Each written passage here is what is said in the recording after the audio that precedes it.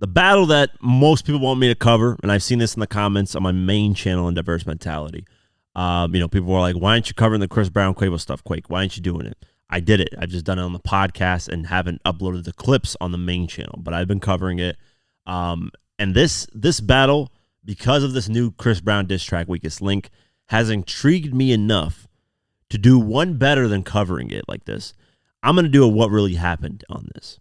And it's not going to be a huge long one because it just started, but that's the point of the what really happened series. It's more about, hey, what's happening right now, and then later down the line, we'll do a who really won once it all settles and things are, years down the line. That's what the who really won is for. When things are settled, that's why on the who really won, I've mainly covered older beefs because they're done, settled, finished. But I'm going to bring that series back. I'm actually probably going to do Jadakiss versus Beanie Siegel. So be on the lookout for that. I know a lot of people are requesting me to do that. So when the Who Really Won comes back, I'm going to do Jadakiss versus Beanie Siegel. That's what I've been focusing on, and then I'll do some other ones in the future down the line. But Chris Brown and Quavo, I want to do what really happened to because it is an interesting story. It's got females involved, and I think, a little deeper dive into that might reveal more things. So, expect that. I don't know when, but expect it pretty soon here. I do have the Diddy $1 million hit.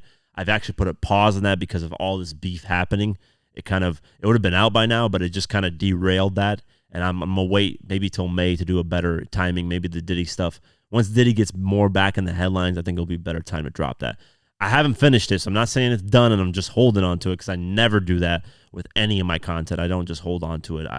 If I finish it, it's out within like a day or two, literally. I don't, unless I run into copyright issues or anything else, or I want to add more information, then I hold on to it. But other than that, I always drop my stuff immediately. There's nothing that I've held on to. So let's go over the Chris Brown thing. Quavo dropped his diss track, which I believe was called Tender. Might be Tender or I forget. Man, I'm already forgetting the track. Tender, yeah, so got it right. So Chris Brown started the dissing back and forth on wax on his album, the 1111 Deluxe. On the track, he dissed him there.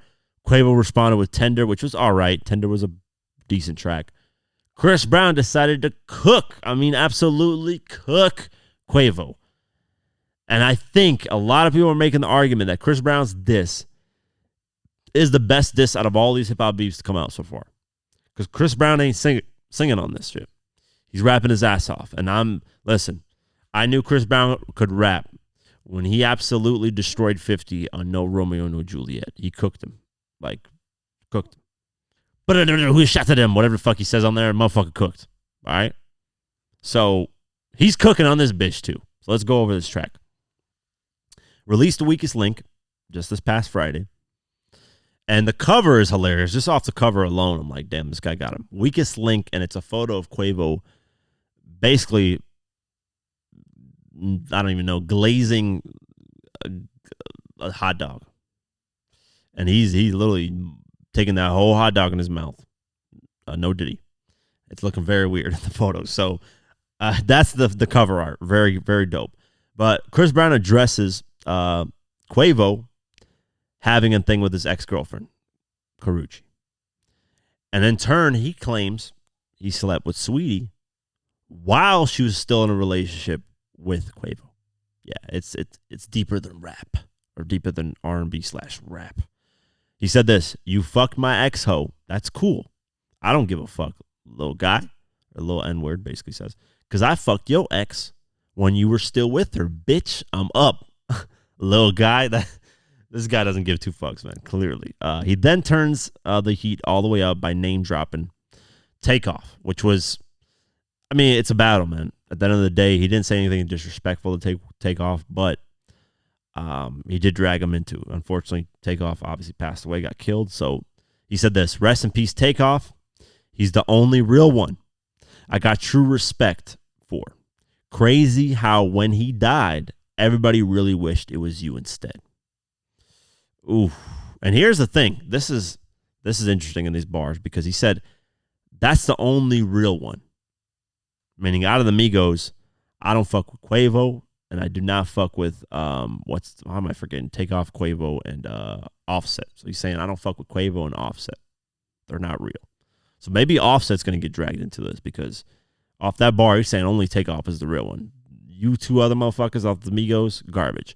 And the sad thing about this beef, because like I said, I want to do what really happened. I wanted to get more into this, and I was looking into a lot of different things. Chris Brown was really bigging up the Migos. Like, he co-signed them a lot early on. He was saying they're one of the best hip hop groups out. Like, he was co-signing, showing love to them a lot early on. Potentially the most out of everybody, to be honest with you. So this turn of events is surprising to say the least. So let's go a little bit more over these bars. The verse starts out, okay, let's get down to facts, pussy, I'm dripped in red. Basically claiming Bloods, like he's always claimed. Don't let this R&B shit fool you. You get ripped to shreds, right? Quavo talking like he a thug, you a bitch with dreads. Can't wait to see the day that you back up all that shit you said. What's all this ball shit you talking? You ain't no huncho. He calls himself huncho. You're the weakest link in our clique. Let's keep it a hundo. And your clique, let's keep it 100. You fuck my exo. That's cool. We already went over this. They say my revenge is sweet. Revenge is sweet. Think about this. He said, now think about that shit. Sweetie. Revenge, sweetie. Quavo's ex, sweetie. Very dope. He said, don't let that line go over your head. I might just sing about that shit. I ain't gonna lie. If he drops another diss track singing about smashing Sweetie, that's the thing, man. It's hard to go up against a guy who can sing and rap like Drake, because you can deliver different types of melodies cooking somebody. I had her feeling about this dick. There's something sweet about that shit. I got some tea about that bitch, but I ain't gonna speak about that shit. Women are known to be pillow talkers, so there might be information that Chris Brown might have more that he might start cooking Quavo if Quavo responds. Because Quavo, the ball's in Quavo's court right now. It's looking bad for Quavo. I'm not even going to lie. That tender diss track wasn't that. It was all right. But Quavo got to come back with a lot harder, something way harder than this, because this record is hard. This might be like I said, it might be the best diss track out of all these battles that are going on right now. I ain't playing chess with the checker player. I'm a ticking time bomb on the detonator. I shit on guys. I'm a defectator. I'll put a Migo on a ventilator. That's insane. Stop talking about beating girls. You was beating bitches on the elevator. We seen the tapes. That's devastating. They got into it, Sweetie and Quavo, a while ago. Footage on the elevator came out. So technically both of them are putting hands on women regardless. You doing bad, you a bitch, and your music trash. Fashion Week, they sat me next to your lame ass. I was truly mad. All I kept thinking about was breaking your face, and I gave you a pass. You're lucky I ain't want to fuck up my money, boy. I would have broke you in half. Quavo and Chris Brown did get seated next to each other at a fashion show. And everybody was like, what the fuck? They got beef with each other, hate each other. Why didn't anything pop off? Well, I mean, doing it right there at that moment, that's the difference between real beef and just, hip hop, whatever, wax on dissing tracks. Because think about it. What if, I always go back to 50, because 50 to me is the king of beefs. He's been through a lot of stuff. He's vetted. What if 50 say in a lot of these beats? He says, I don't give a fuck. I'll do it in front of the right of the cameras. It doesn't matter to me. I got lawyers. What did 50 do at the BET Awards 2007? Ran through the stage looking for people. You guys don't remember that moment? Go to the 2007 awards where he quote unquote forgot the lyrics to Amusement Park and checked everybody. Because Pimp C even said it. Rest in peace to him. He was like, 50 checked everybody. Ain't nobody do shit. All this talking people were doing. Do it right in front of the cameras. We're right here. Do it. But he's always said that. I'll do it right in front of the cameras. I don't care. So is this beef really beef if you're sitting right next to the guy and nothing pops off? Chris Brown saying I didn't want to fuck up my money, so that's why I didn't do it. Respectable, but he did comment on, like, when the photo came out and people were wondering, he said, can't pick who you sit with. Fuck all that growth shit. Not going to fumble my bag for little guys. Continuing on the lyrics, he said, quit trying to be tough. You ain't like that. Why you keep showing off? Quit talking about drugs. You only pack that I've been smoking on. I just hit my plug, told him come back. I need more than one. Your last album was a weed trade, just some bullshit that we roll up on.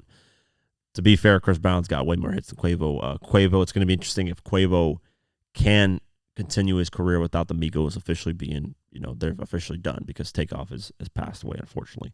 It's on, put you to bed, night, that's Sudafed. Show me that I'm tender, bitch. Time to prove what you just said. And then he says, RIP Takeoff, which we went over that bar. Crazy how when he died, everybody was really wish you said. He said, you tripping, Chris. Don't say that. We don't lose your head.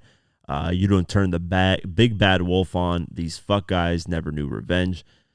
This what happens when a fuck guy push a real guy out the edge. This what happens when a dumb guy get fame and get it to his head. You gonna kiss the ring. Big fuck you for my middle finger. I'll tattoo my trigger finger. Being real, bring real beef to your dinner table. My mental state ain't never stable. I know this shit gonna sting. I'll run your ass through the ringer. You just got bought by a singing guy. Yeah. And he says, "Who will smoke with me?" Shout out to the what's that guy's name? I already forgot his name. That record. But hey, man, completely cooked him. It's gonna be interesting to see what Quavo comes back with. But I'm more interested in the story. I like the behind the scenes of this shit. Something's going on with the pillow talking to women. A lot of this stuff I think has to do with a lot of women, man. A lot of these beefs, man. Believe it or not. Now, some of it might have to do with a lot of contracts, and people are throwing up conspiracy theories that Drake owns percentages, a lot of these guys, and they're mad and salty about it. That stuff I don't really believe. I think Drake has business, and we'll talk about this on Kanye's Like That remix, because he talks about, Drake's contract with Lucian or whatever his name is. But I don't think that conspiracy theory of Drake owning a lot of stuff like that, I don't think that would have caused a lot of people to crash out in a way. I think a lot of it has to do with animosity that's built towards Drake for just constantly being on top. That's another thing that builds up, man. Look at Metro Boomin. He was mad about his Heroes and Villains album not getting praised as much as Drake's Her Loss with 21 Savage. So there is animosity when you're constantly on top. There is some animosity where, like, what the fuck? Like, I can't ever get shit love for all the stuff I'm doing because this guy's always dominating. And Drake's been dominating for a long-ass time, and it doesn't look like it's going to stop anytime soon. That Push-Ups record is probably going to break Taylor Swift's record of having 10 songs on the top 10 of the Billboard Hot 100. She's about to do that. She's about to do over 2-something million first week, 3 million, 4 million potentially. And she's about to be probably the first artist ever to have 1 through 10 of her songs in the top 10 on the Hot 100. But Drake is looking like it's actually going to break that with the Push-Ups record. So we'll see. But that building that animosity of hate towards people because they're always succeeding, then potentially females, maybe a female might like Drake more or Chris Brown more. That female thing gets involved. And then behind the scenes, just who knows, man, disagreements with things, maybe deals, maybe things like that, cease and desist like French Montana, the Rick Ross thing that he's mentioning. A lot of things. It could be a lot of things. But I think women have a lot to do with this, man. Especially in this Chris Brown Quavo thing. So I'm going to go look into it. I'll do what really happened into it. Expect it pretty soon here. And we'll see, man. I'm not going to, if I find something, I'll definitely make a video on it. But right now I'm deep diving. I'm trying to see, and I'm finding some things here and there. So more than likely a video is going to come with it. But we'll keep our eyes posted on it, man. Chris Brown cooked him. We'll see what Quavo comes back with. It's very interesting, to say the least, at least.